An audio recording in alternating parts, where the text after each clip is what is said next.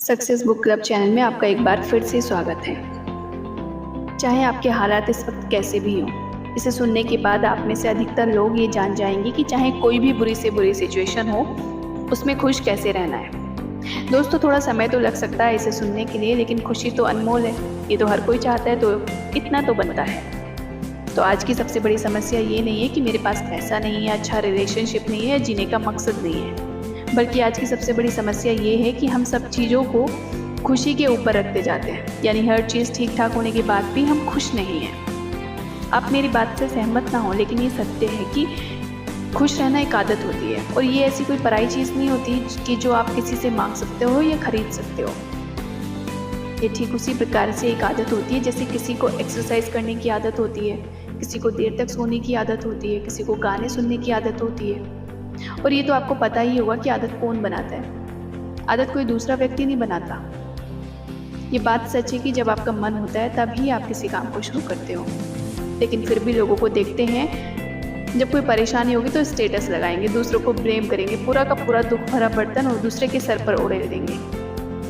तो जब आपका मन नहीं होगा खुश होने का, जब तक आप नहीं डिसाइड नहीं करोगे कि हाँ अब मुझे इस वक्त से ही खुश रहना है, तब तक आप किसी से लाख उम्मीद लगा लो, आप दुनिया का सबसे लग्जरी कार खरीद लो, या चाहे आप चांद पर पिकनिक मनाने चले जाओ, आप कभी खुश नहीं रह पाओगे। और मज़े की बात तो देखो, आप तब भी किसी को ब्लेम करते रहोगे कि तेरी वजह से मैं खुश नहीं हूँ, मेरी जॉब चली गई है इसलिए मैं खुश नहीं हूँ, या मैं एग्ज़ाम में फ़ेल हो गया हूँ इसलिए मैं बहुत दुखी हूँ। देखो, ये जो सब रीज़न है ना आपके दुखी होने का, वो सब के सब एक्सटर्नल है, यानी कि बाहर के हैं। एक्सटर्नल चीज़ों को आपको किस वे में एक्सेप्ट करना है, ये आप पर डिपेंड करता है कि ज़िंदगी में या एग्ज़ाम में या रिलेशनशिप में फ़ेल होने के बाद हमेशा रोते रहना है, या उस सिचुएशन को एक्सेप्ट करके स्माइल करके ज़िंदगी में आगे बढ़ना है। क्योंकि देखो, आप हो, आपके जो थॉट्स हैं वो आपकी फीलिंग्स हैं, वो आप में है। उसी तरह हर व्यक्ति अपने आप में एक यूनिक पर्सनैलिटी होता है। तो आप किसी दूसरे के थॉट या पर्सनैलिटी को चाहकर भी अपने अंदर नहीं ले सकते। तो दूसरी पर्सनैलिटी या हालात भी बदल के आपकी तरह नहीं हो सकते ना। चलो कुछ पॉइंट्स पर बात करते हैं। पहला, स्वीकार करना।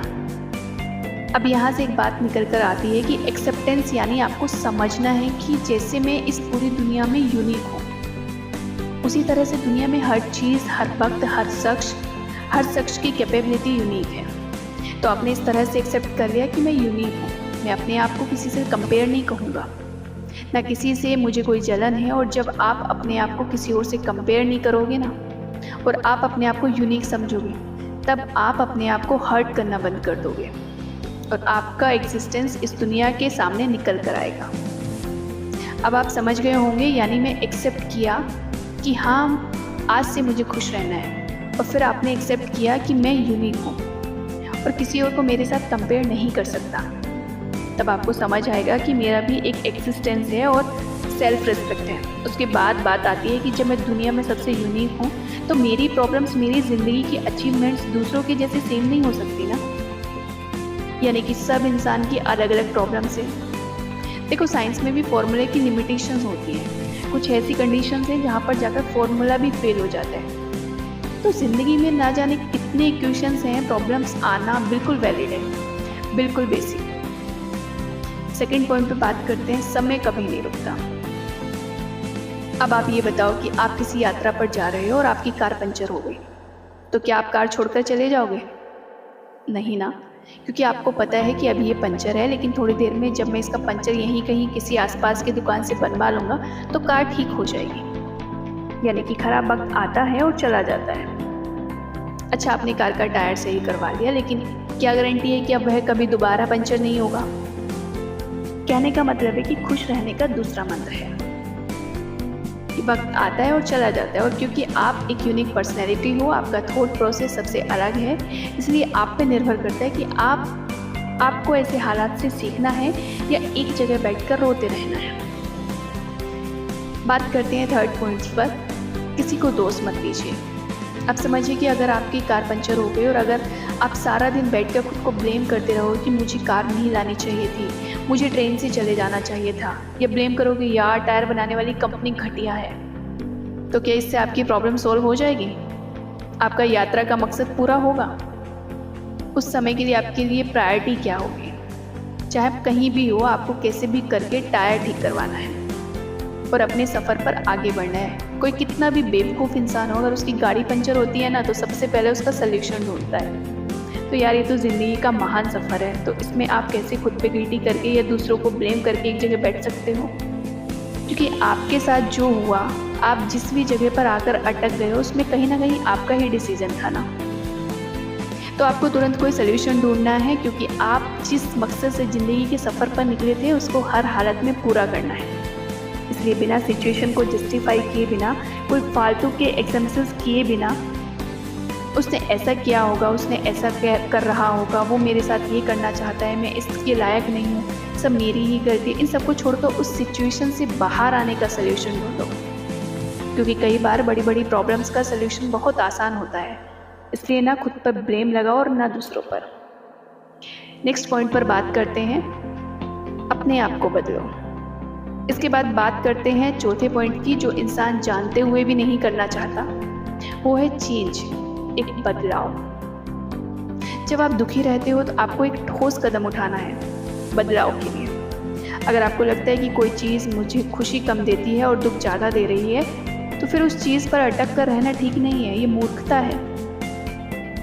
जितना जल्दी हो अपने एग्जिस्टेंस को पहचान कर उस सिचुएशन को एक्सेप्ट करके बदलाव की तरफ बढ़ना है। चाहे वो बदलाव आपके स्लीपिंग टाइम में हो, चाहे वो एक्सरसाइज करने में हो, चाहे अपने आप के लाइफस्टाइल को चेंज करने में हो, या फिर अपनी ज़िंदगी के गोल्स को अचीव करने में हो। कुछ भी हो, गोल्स को कैसे अचीव करना है, कैसे मेहनत करना है, इसके लिए आप सक्सेस बुक क्लब्स पर आकर सीख सकते हैं। नेक्स्ट पॉइंट पर बात करते हैं, जिसका नाम है मुस्कुराहट। अब पांचवा सिंपल सा पॉइंट है स्माइल, यानी कि मुस्कुराहट। किसी किसी के चेहरे पर देखो तो ऐसा लगता है कि सारा ब्रह्मांड इसी के ऊपर पड़ा है, एकदम सीरियस। दोस्तों, एक इंसान की स्माइल में ना बहुत ताकत होती है। पूरे दुनिया का बोझ लेकर और दुखी रहने से अच्छा है कि जस्ट स्माइल। क्योंकि आप स्माइल करोगे तो आप खुश दिखोगे, और जब आप खुश दिखने की कोशिश करोगे तो आपको खुश रहने की आदत पड़ेगी। हर हालत में मुस्कुराने की आदत पड़ जाएगी। और जैसे ही हमने शुरू में ही कहा था ना, खुश रहना ठीक उसी तरह से एक आदत है जैसे कि सोना, एक्सरसाइज करना और घूमना फिरना। तो लास्ट में एक बार फिर से मैं रिवाइज कर देती हूँ कि किन 5 मिनिमम पॉइंट्स को डेली रूटीन में लाकर आज से ही खुश रहने की आदत की शुरुआत कर सकते हैं आप लोग। इसमें पहला एक्सेप्टेंस, बुरे हालात को एक्सेप्ट करो, अपना एग्जिस्टेंस पहचानो। सेकंड है टाइम नेवर स्टॉप। अच्छा और बुरा समय एक टायर की तरह है, जब तक टायर घूमता रहेगा सुख दुख आते रहेंगे और जाते रहेंगे। थर्ड पॉइंट है नो गिल्टी नो पेन। ना खुद को दोष दो और ना ही दूसरों को, क्योंकि जो कुछ भी आपके साथ होता है उसमें कहीं ना कहीं आपका डिसीजन जरूर होता है।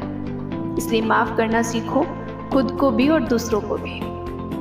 फोर्थ पॉइंट है चेंज योर सेल्फ। सबसे ज़रूरी, आज से ही अपनी ज़िंदगी में पॉजिटिव बदलाव लाना शुरू करो, अपने जीने का मकसद पहचानो। लास्ट पॉइंट है फिफ्थ, स्माइल। पांचवा और आखिरी टिप्स की हालात कैसे भी हो, एक स्माइल तो बनता है ना। तो दोस्तों, मुझे उम्मीद है ये सुनकर आपको कुछ ना कुछ सीखने को ज़रूर मिला होगा। घुमा फिरा कर बात है खुद के अंदर झांकने की।